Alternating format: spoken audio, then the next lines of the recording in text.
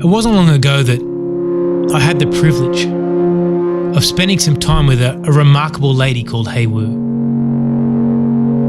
She's North Korean, 70 years old, and hands down one of the most energetic people I've ever met. But Hae Woo's life has been full of trauma.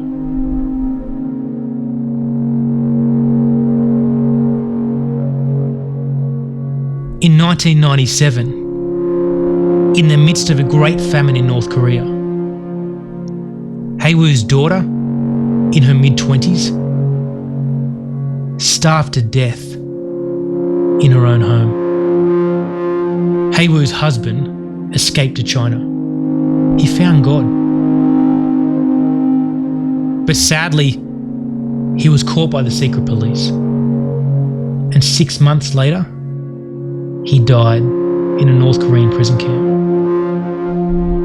Hae Woo said to me, "I was shocked to hear that my husband had become a Christian.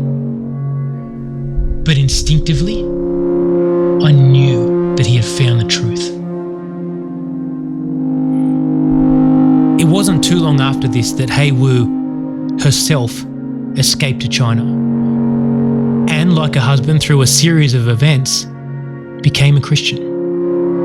Hae Woo was caught by the secret police.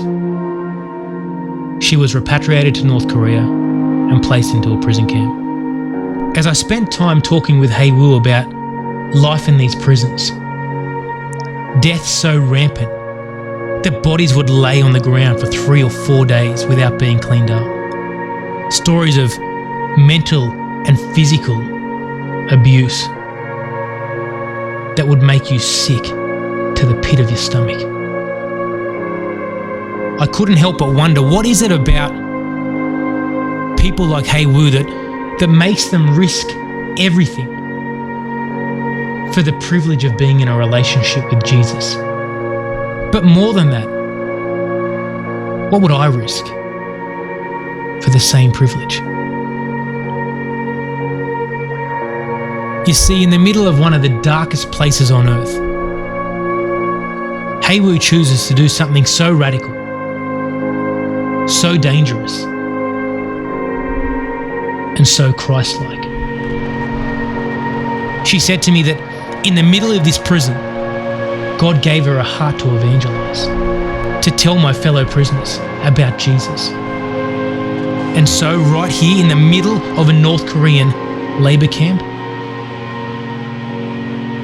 a secret fellowship, a secret church begins. You know, I was recently asked one of those questions that stays with you for weeks, one of those questions that kind of reverberates around your mind and captures your every thought.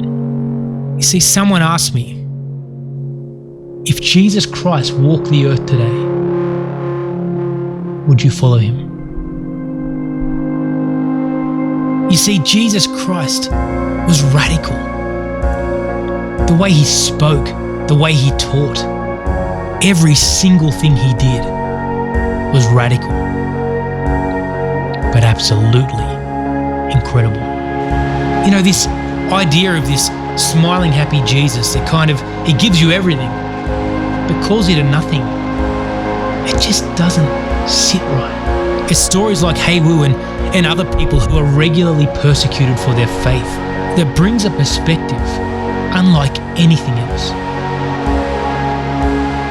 People who obediently,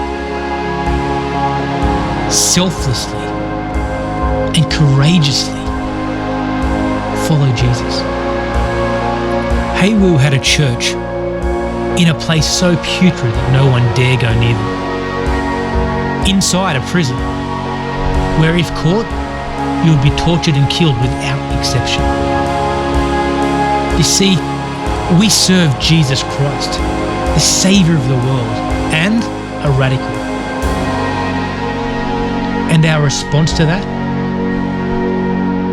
should be to uncompromisingly, unashamedly, and passionately follow him, whatever the cost.